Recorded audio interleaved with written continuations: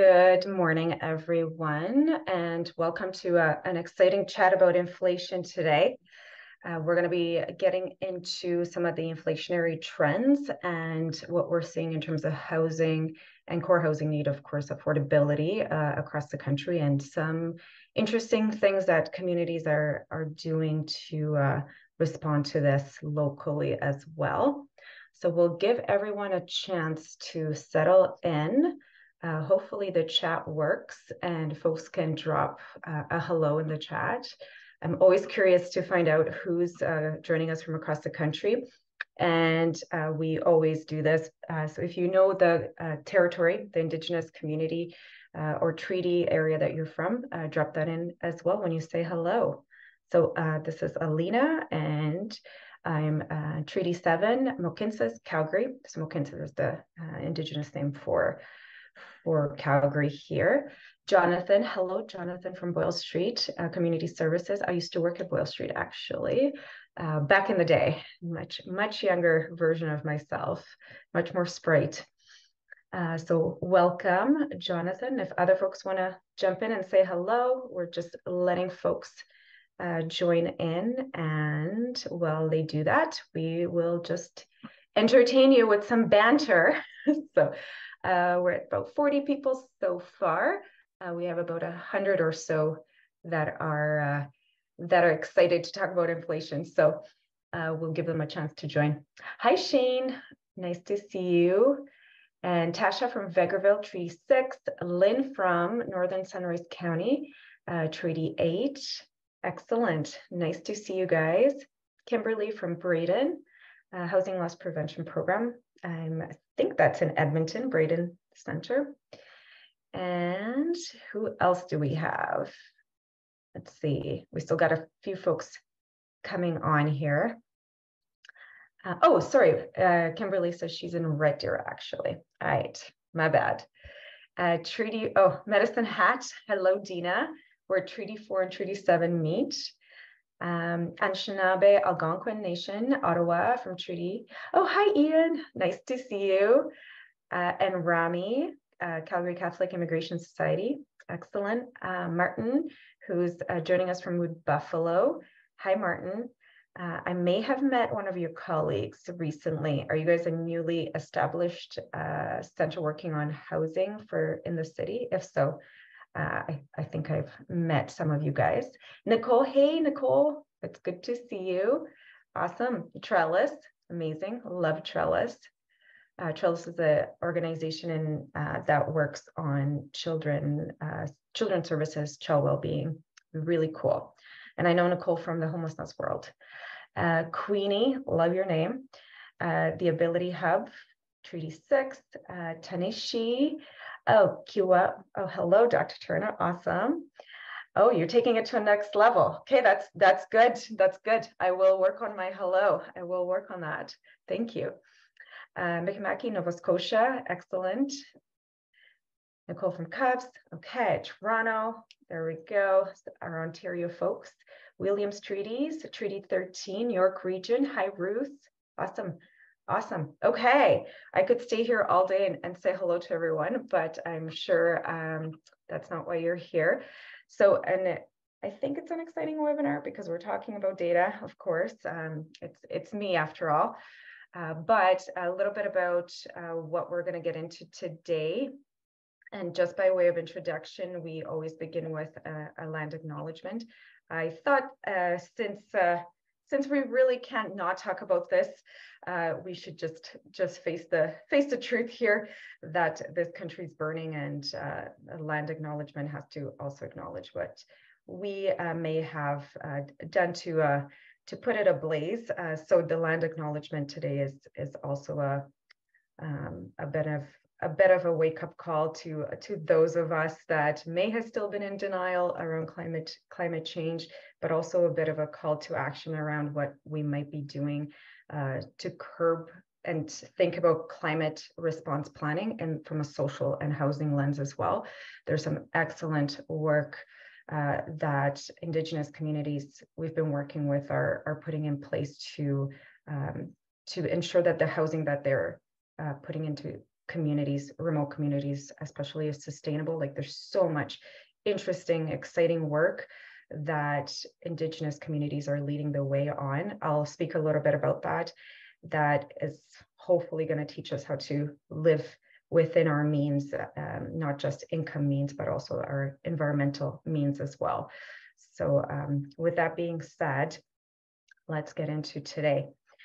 So I'll talk a little bit about what exactly we mean by inflation for today, just because folks may not be as familiar with the term and how it's being, thrown around in the media.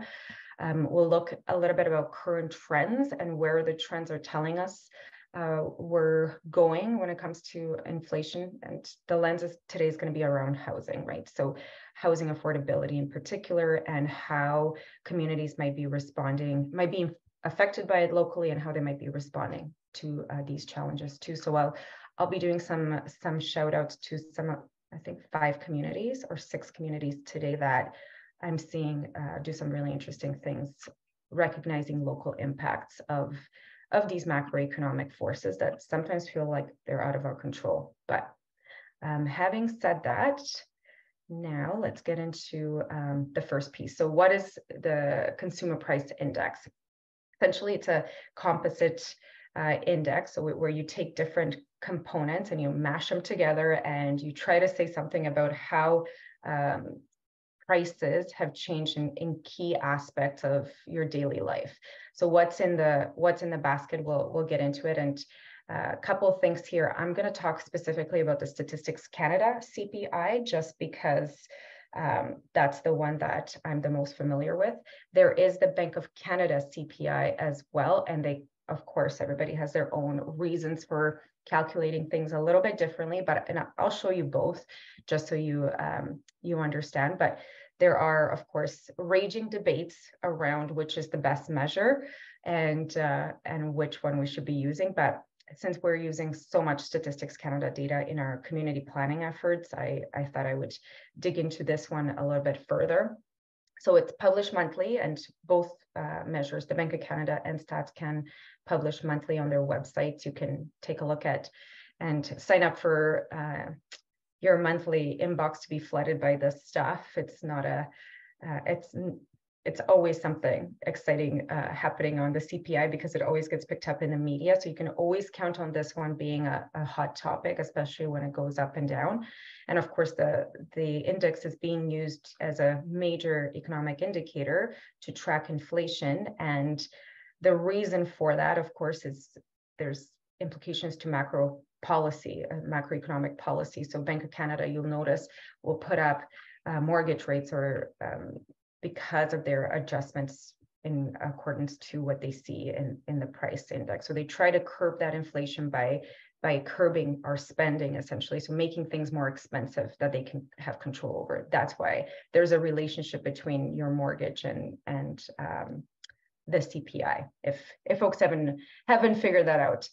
So weights are assigned based on household spending, and I'll show you this as well, because we did a little analysis. It changes once a year.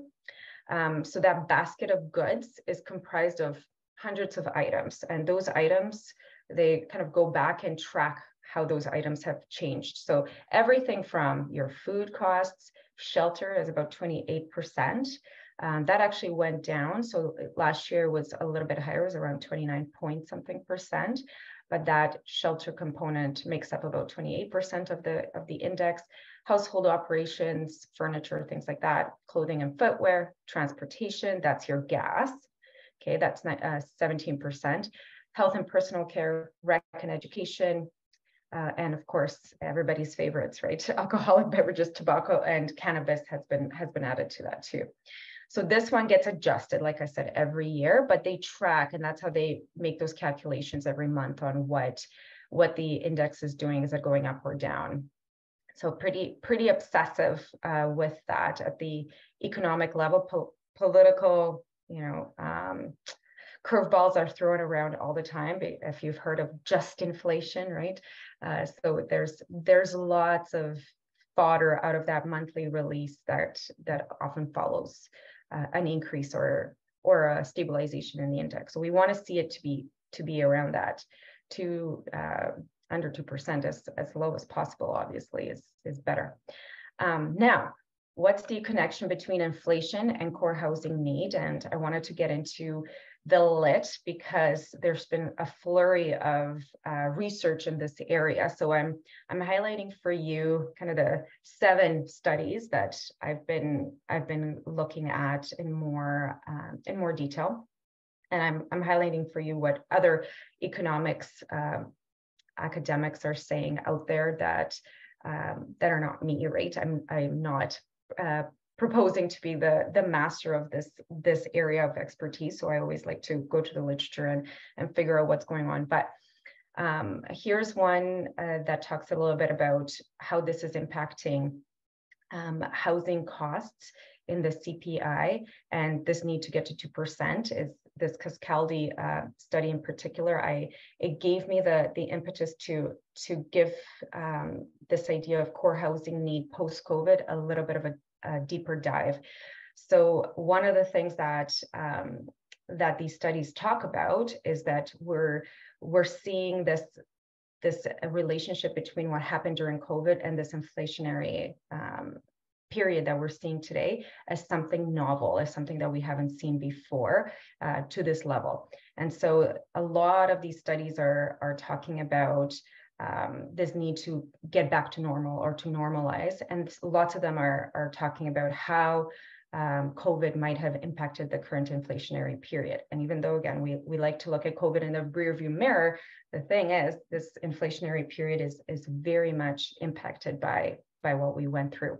So lots of proposals, right? It's all conceptual, or people that are taking a stab at explaining things. One of the things has been, remote work has driven house demand shifts, and that has contributed to inflation. And lots of folks saying that there was with that infusion of funds and people staying at home, there was much more savings, and there was a lot more kind of pent-up demand that is now just bursting on the scene as people get back to normal, so to speak. But as normalization happens, instead of seeing this decrease after that kind of coming out of COVID, ensued, we also see this pent-up demand now around services come up. So while we had a goods kind of bump, now we're seeing a service demand pickup. And you can see that too, even in RFPs and things like that. There's a lot more flurry now of people purchasing services and purchasing even things like software as a service.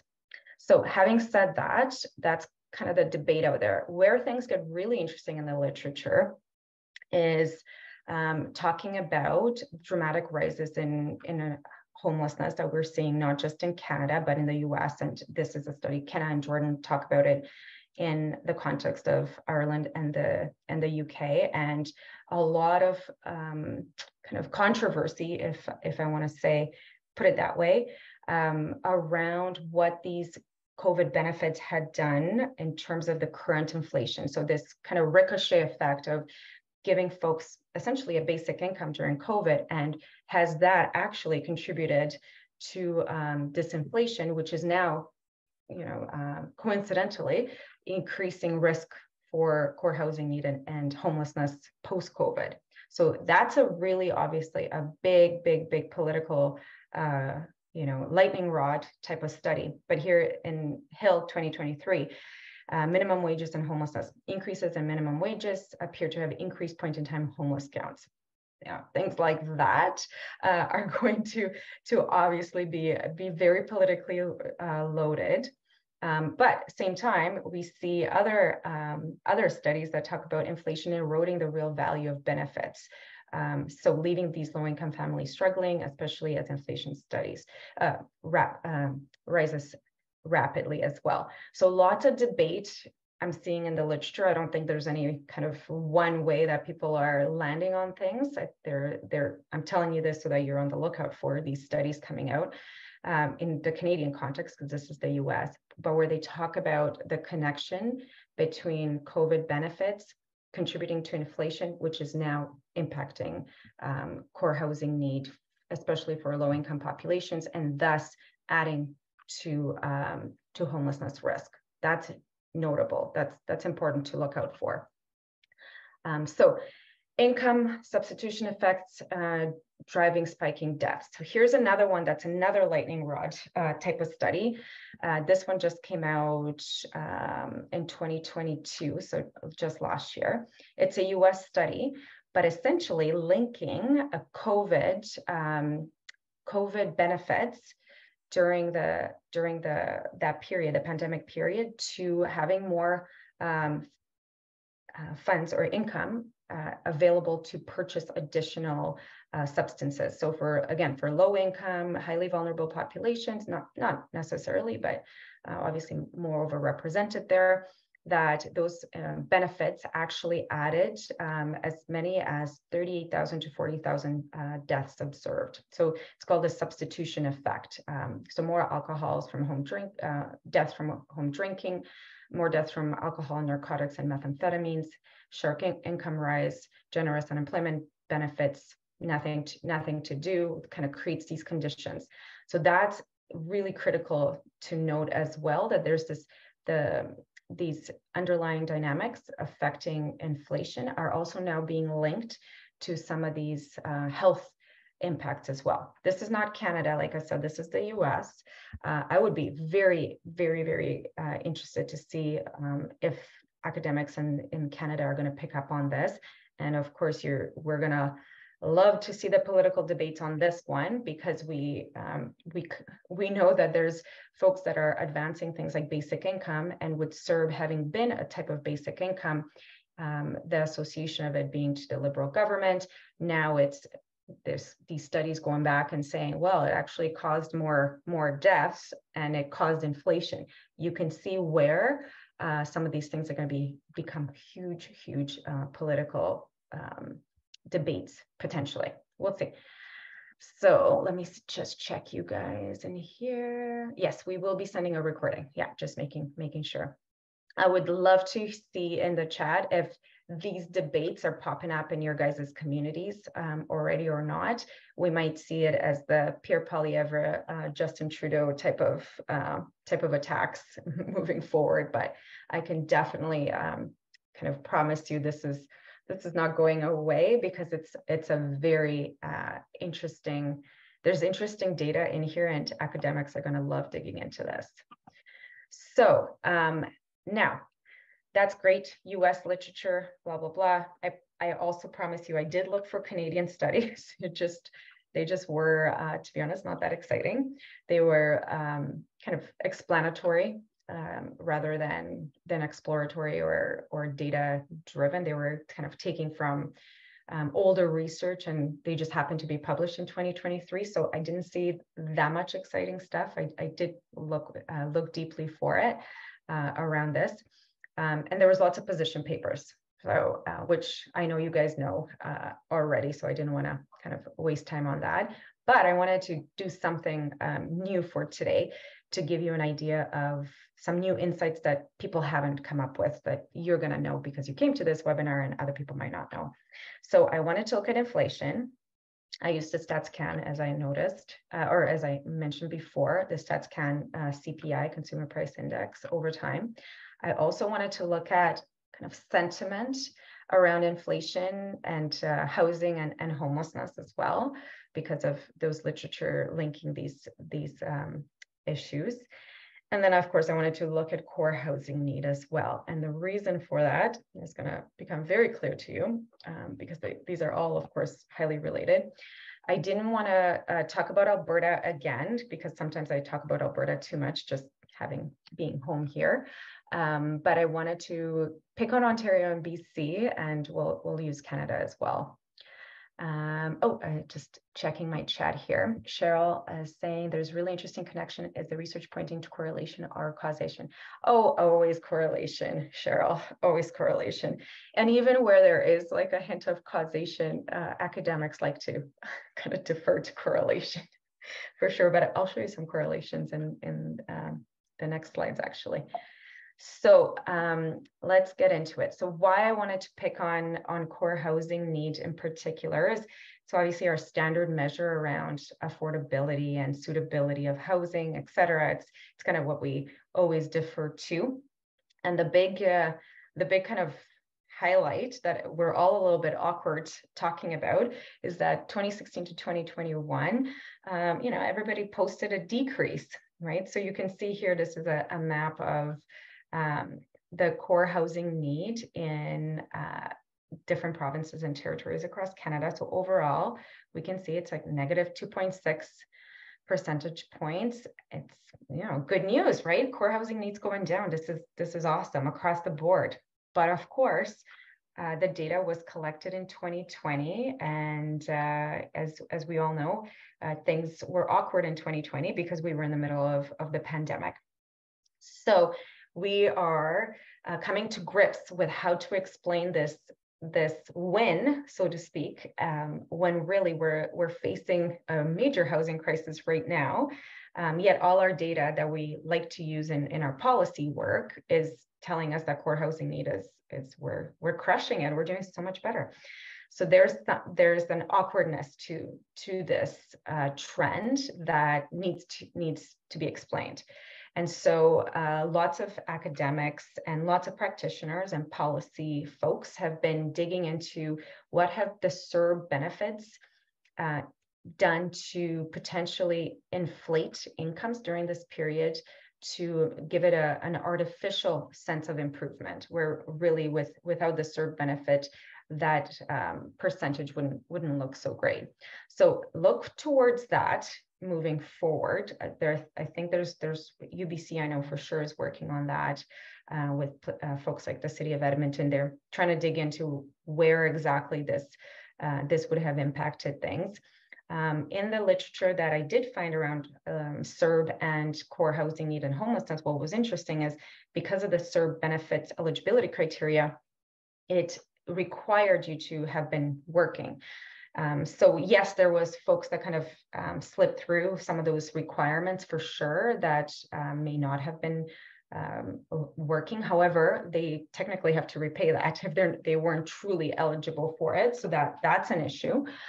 We also heard reports, anecdotal reports, but now starting to pop up in literature as well, in these kind of descriptive qualitative analyses where people were interviewed. So service providers were interviewed during COVID, and folks experiencing homelessness were interviewed and were asked about getting CERB benefits and what that had done. And there is some concern that indeed, and I personally have heard this from frontline workers and lived experience folks, that when that money came in, there was additional money available for purchasing narcotics, et cetera, too. So we do have hints that what the US is reporting may have occurred in Canada too, unfortunately.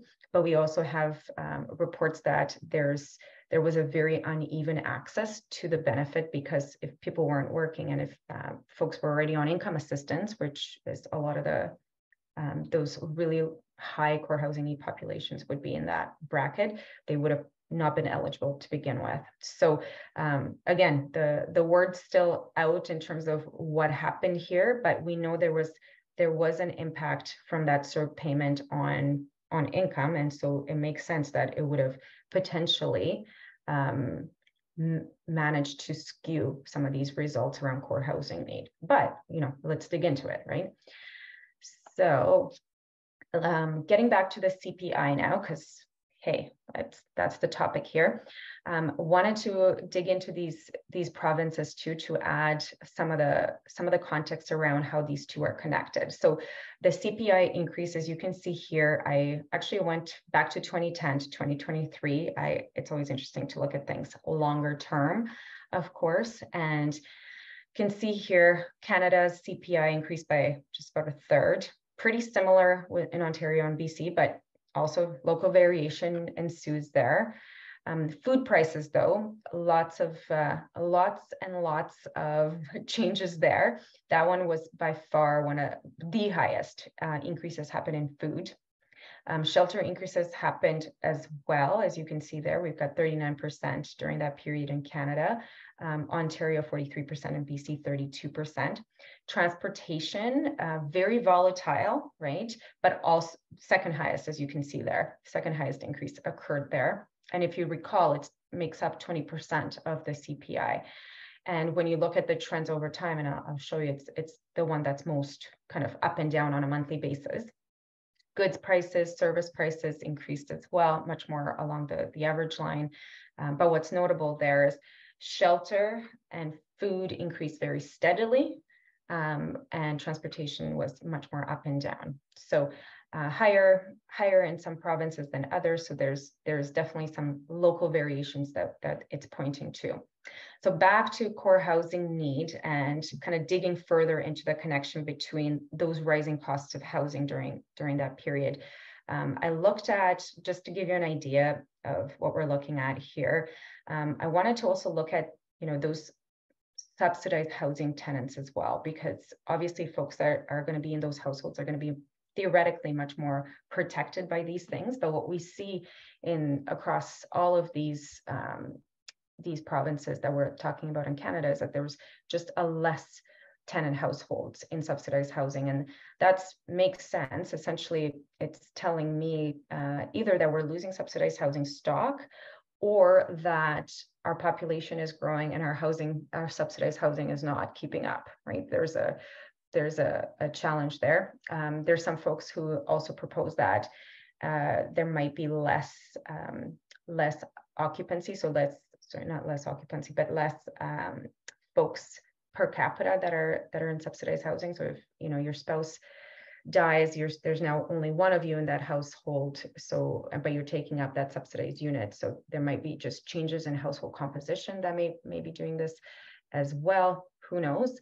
But overall, it's telling us that there's less of us that are kind of being protected by these inflationary shocks when it comes to shelter costs.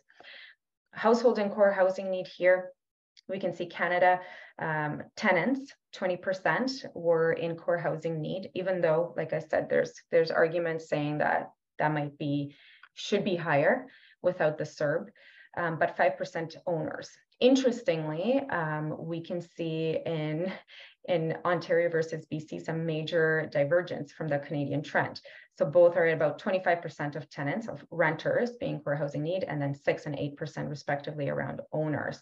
So the point here is that tenants are going to be much more affected by these price shocks, because even with mortgages, even with inflation going up and your mortgage rates going up, you're still much more protected than a renter will be. Why? Because your core housing need is much higher. Housing makes up much more of your total expenditure, and with housing costs being on the upward trend, food, etc., everything's getting squeezed, you're going to feel that much more. So CPI will impact tenant households. Arguably, I'm arguing it's going to impact them much more acutely. With that, the CPI trends. So this is the takeaway here is, if we look over time, and again, I'm just giving you some big picture trends. And if you're feeling the crunch, you're not alone.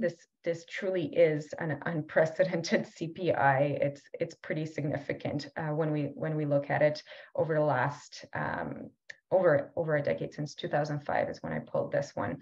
But we can see absolutely that things are pretty significant. And you can also see in 2020, that was our lovely pandemic, that things were looking pretty good and then spikes up right away. So things are tempering, we're told, but not quite there yet. Here's another view from the Bank of Canada, just so that you can see both. So absolutely, things are getting better and spiked in 2022, but also even going back to 1996 when they are reporting this, it's significantly higher than normal. So we should see that inflation play out in our core housing need and the population that's experiencing this most acutely, for sure. Now, when we look at Google search, and I promise you these are all connected, right? I wanted to, like I said, to pick out how people are talking about this topic in terms of Google searches and topics of conversation. So how popular is inflation? How popular is housing? How popular is homelessness as a search topic? And you can see here, it pretty much mirrors some of these CPI trends, and also tempering as well. So it's almost like the things that we see in these releases in the media kind of spike our interest in these topics. But what's interesting is they kind of follow suit, follow suit in terms of interest. So that's interesting. Now, inflation spikes, as you can see here. This is the CPI interest spikes and kind of follows the CPI index. They hit that high popularity at around 46 out of 100 in 2022, and they almost exaggerate the CPI rates by about so they're almost like a lagging indicator. Homelessness surge popularity consistently higher in Ontario compared to BC, which is interesting because if we look at the CPI, there's a relationship there too. Housing surge popularity rises over time, but not as dramatically as the inflation spike post 2020. And homelessness trends remain relatively stable and did not spike during inflation. So the question becomes, is the dynamics that are influencing homelessness searches something different than the ones that are impacting how we look for search online around inflation and housing. So inflation and housing are much more connected, but homelessness is kind of on its own as a topic, just to give you that highlight. Strong correlations, and somebody was asking about correlations, Google searches and CPI. Like I said, homelessness did not seem to kind of play into this, but the correlations in search interest and CPI for each region were very much correlated, and trends in one region follow others as well. So when we look at and consider inflation and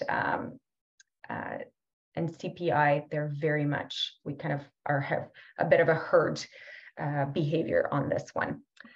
Just checking my chat here.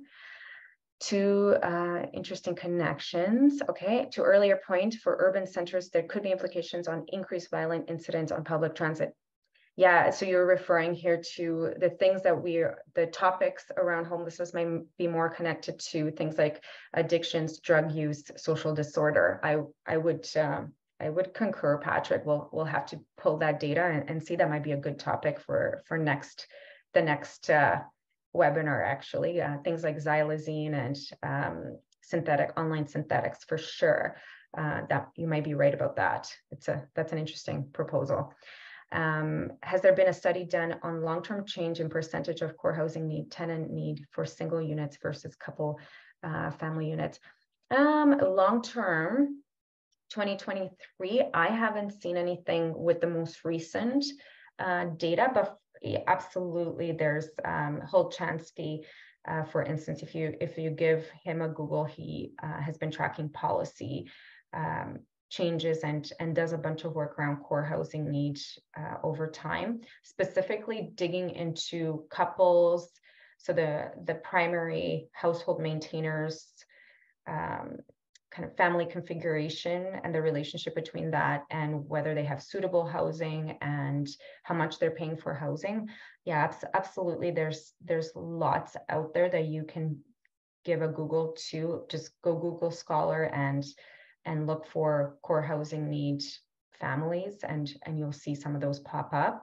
Now, 2023, like I said, I tried to dig out some things that there's some, but not what you're getting at, right? But easy to do, right? The data, as you can see, like this took me like just a couple hours to pull together for today. So it's not hard to do if you have the data figured out.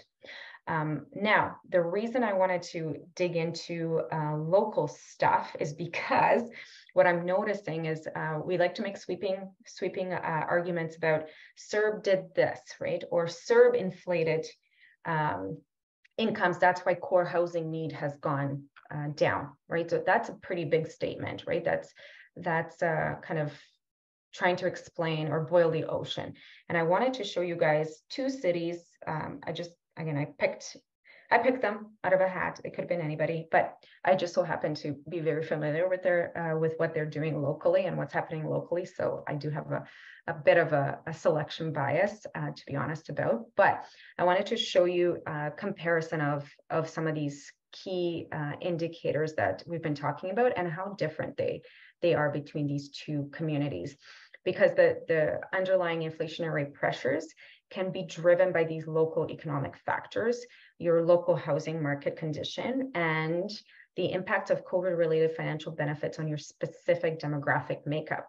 So to say XYZ is happening in Edmonton and therefore it's happening in Brantford, I think it's very, very dangerous assumption that's potentially going to steer you in the very wrong direction if you're at all looking and making changes in terms of your housing policy at a municipal level, or if you're considering applying for different grants to bring in more money for your community to build affordable housing, et cetera. So you don't just assume because things are happening at a national level that they're going to play out the same way locally. Those conditions are very, very, very unique. And I'll give you more.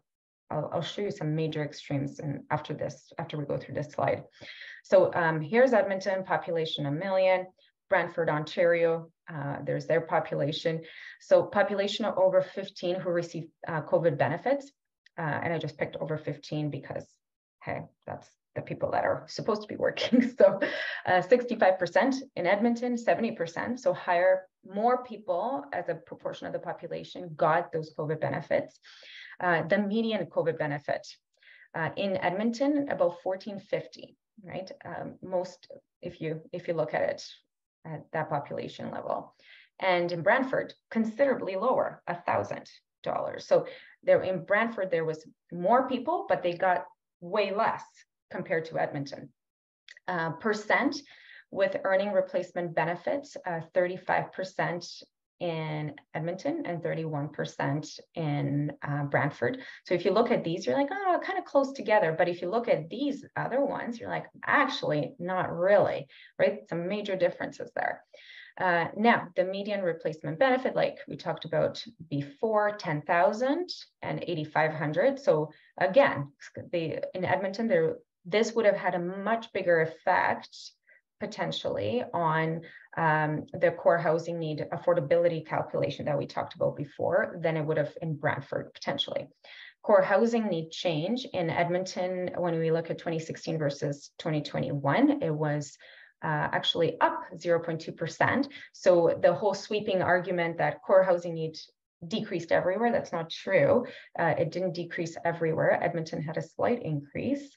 And Brantford had a decrease of 3.6%. I've seen CHN as low as negative 10% as well in some communities. So point being is like, get to know your local context and what might be happening because it's very, very distinct.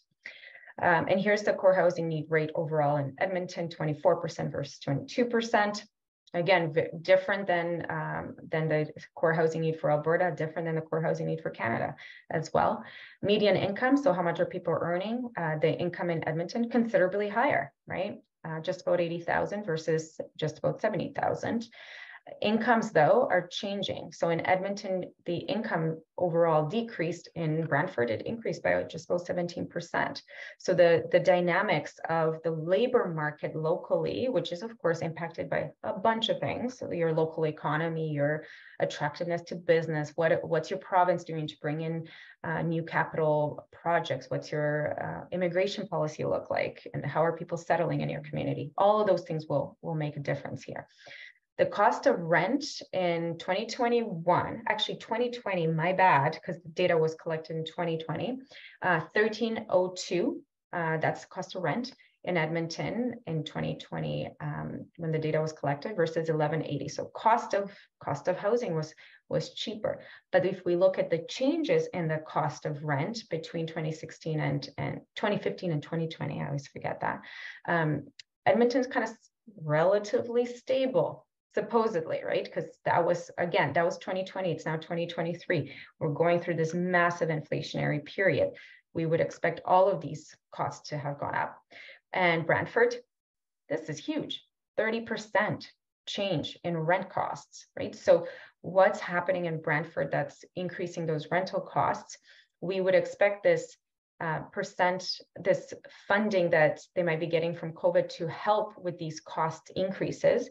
But, you know, conceptually, they would have relied much more, that low-income population would have relied much more on this cost to subsidize this jump in rent than potentially Edmonton would have, where the core housing need didn't change as dramatically. Their median earning replacement benefits were some of the highest. As you can see here, $1,450. So would they have had the opportunity to put some more funding away to kind of have it for a rainy day? Would that then come out as more inflation though after COVID, because they had more of this spare capacity potentially as a city to spend post-COVID reopening, right?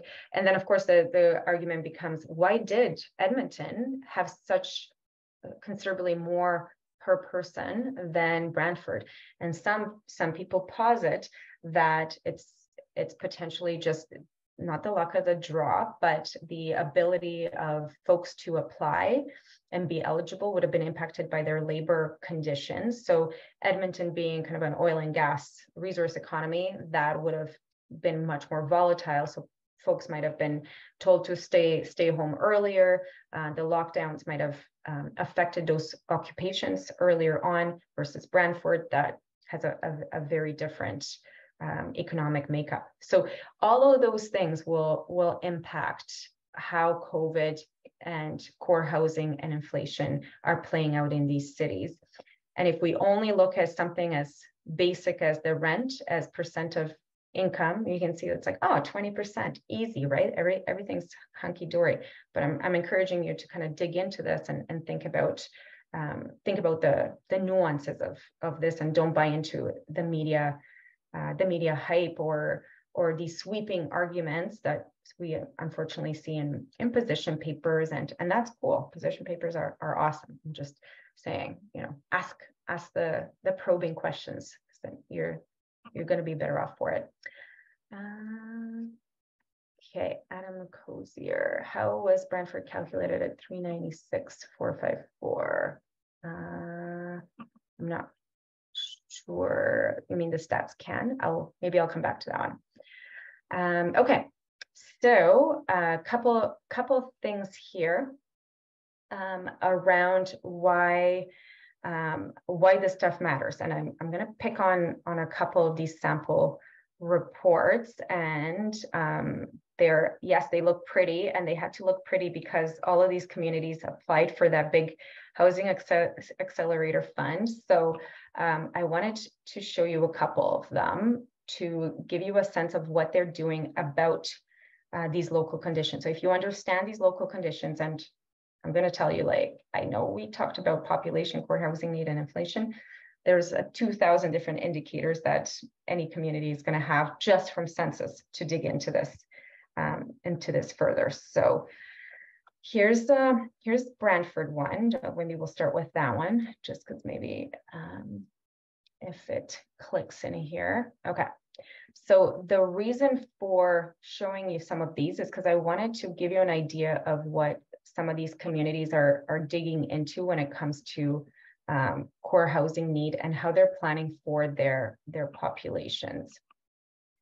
And so the biggest thing here is, of course, that population changes were not limited to just housing, and there's demographics that are much beyond that. There's condominiumization, there's the housing stock age, there's repairs. So all of these things will also play out moving forward as well. There's also the aging population and who's containing some of these, who's managing some of these household budgets as well, that needs to be taken into account.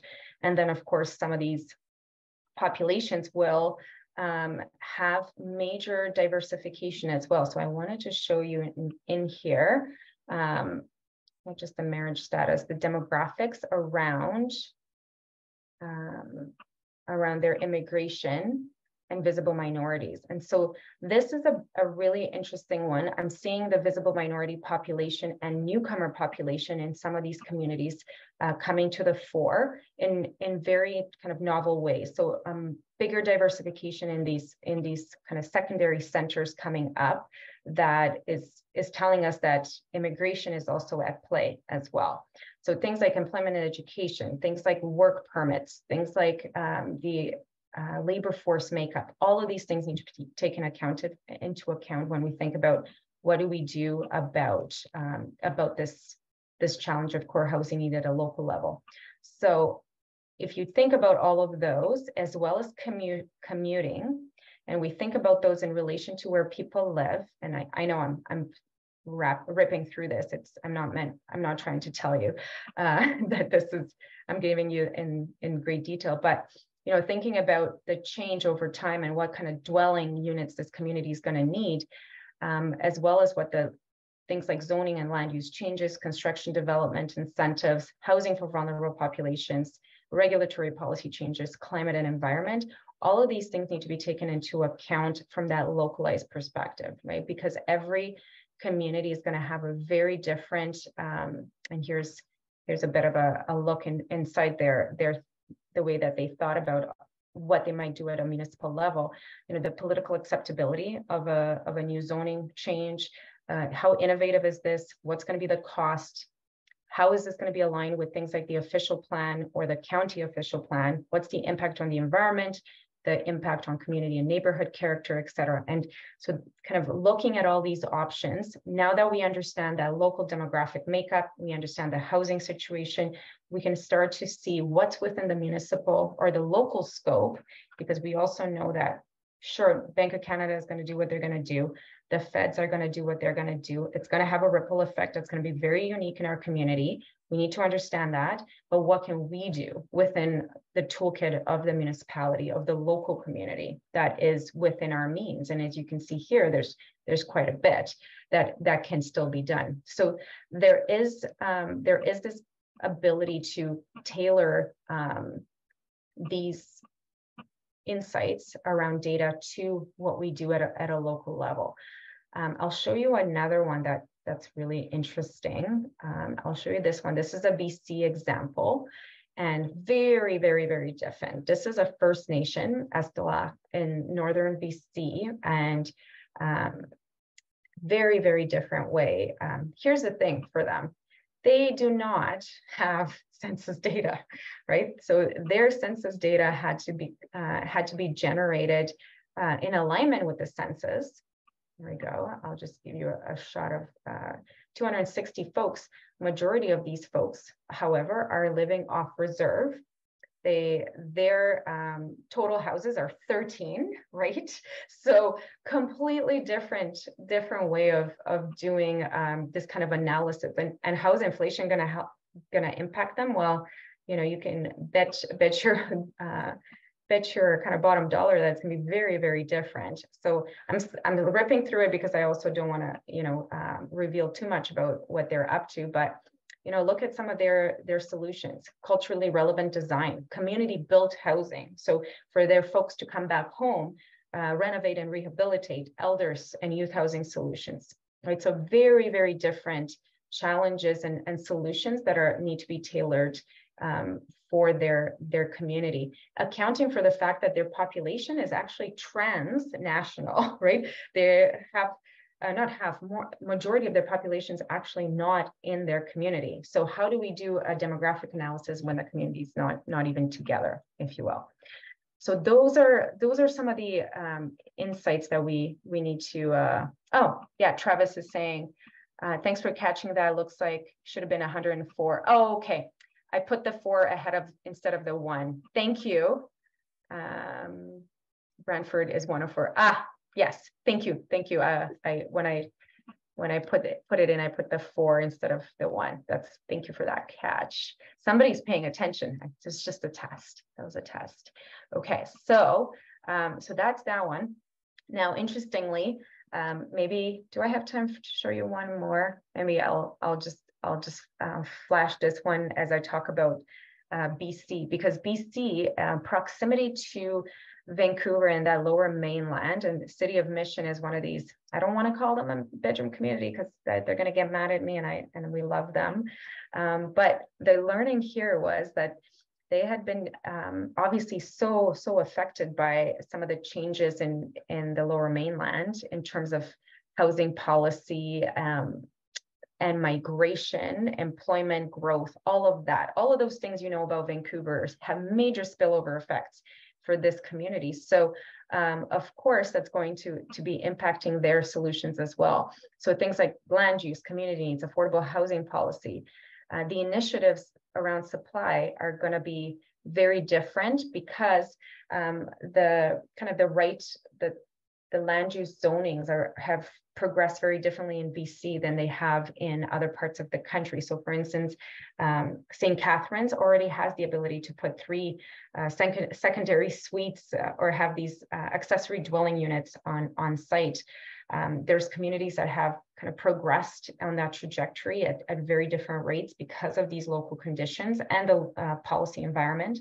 So the targets from government of Ontario, for instance, that challenge these higher growth communities like St. Catharines to add, thousands of units. So it's putting a different kind of pressure versus communities in BC that are they're obviously facing a major affordable housing crisis, but they seem to have a bit more of kind of local leeway. They can have their official community plans. They can have much more.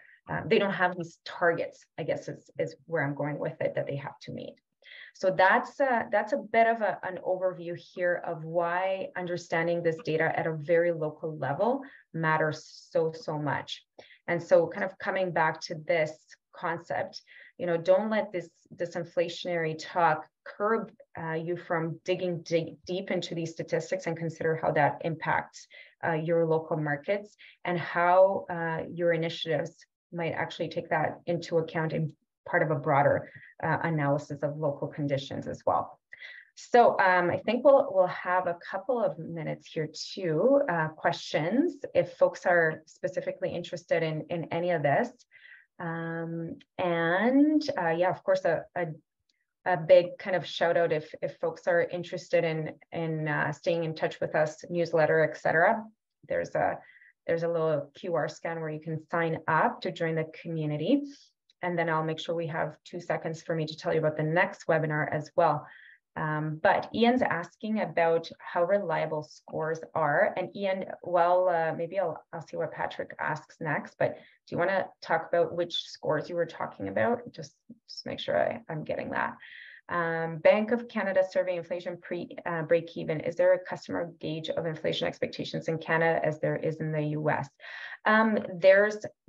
I've read a couple of studies around, and I think that the Google Trends kind of tell us a little bit about these expectations in terms of if you saw even the interest in inflation is kind of curbing a little bit, which it's hinting towards kind of traffic interest in that has spiked in 2022 and is coming down. I have read the expectations surveys in the US saying that there's an expectation around this moderation, and all the economics studies that have come out in the last 6 months are talking about that this is stabilizing and it's expected to stabilize, and that's good news. So do I know if there's anything specific around Canada? Like I said, in the 2023 studies, not much. Right, not much that I've seen, but we tend to kind of follow the US as on most things. Even though Leanne, sorry, one more question. Do these communities have the resources to have this continual evaluation of their core housing need? The ones that I talked to you guys about, they do, right? Because they have some of this infrastructure built in, and I'm like, 100% part of that infrastructure, but they have access to this data on a kind of monthly basis, and they receive these kind of insights on a monthly basis with their Cardo subscriptions. And then those housing needs assessments, those are that I showed you guys, those are expert developed, but they're AI generated as well. So they can pull those stats anytime, right? They're very easy to pull. I think it's more that StatsCan doesn't put the data out as often on all these items. That's why we want to kind of complement with Kijiji data and with some of these community surveys and kind of alternate Google Trends, et cetera, inflation data. So there's data that comes out monthly that we want to kind of push out more regularly to these communities. And then there's these deep dives that the data is only as fresh as the most recent census. But even that is, we're actually developing some synthetic data. So because we have years and years of census data, and we can make some of these assumptions around migration and inflation and all of these things, we can actually get really creative. So 2024, we're introducing some of this kind of future anchoring, where we can use the census and not wait for the next census. We can make some assumptions and say, hey, these are assumptions, but here's very likely what your community is doing. And you saw some of those projections, like here's likely what's going to happen next year and the year after and the year after, so that we're not like navigating in the dark, if you will. Ian says, strengths and weaknesses of housing needs assessment. Well, the strengths is that it's stuff that you should know. It's just like a 101 on this stuff. And they're fairly easy to do from a kind of output perspective. I think we got them down to hours now. So there's no reason communities shouldn't have one, a housing needs assessment. If even a community that a small community can now have them. They're very cost efficient way to get that overview.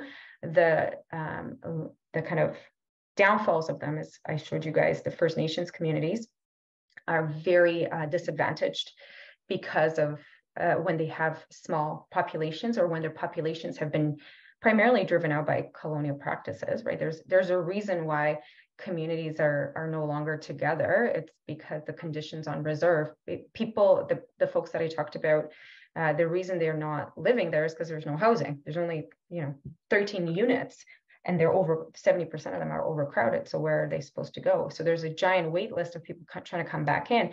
Interestingly, because of their declined population, they're not as eligible for housing grants, and they don't have kind of the revenues to go apply for them. So we have to figure out a way to bring the costs down and make it as cheap as possible for them to go get this funding, so that they can actually make that business case. But for them, they can't make a housing needs assessment to even apply for this funding, because the data doesn't exist. So unless they have a way of creating the data, which is what we had to do for them, then it's just this propagation of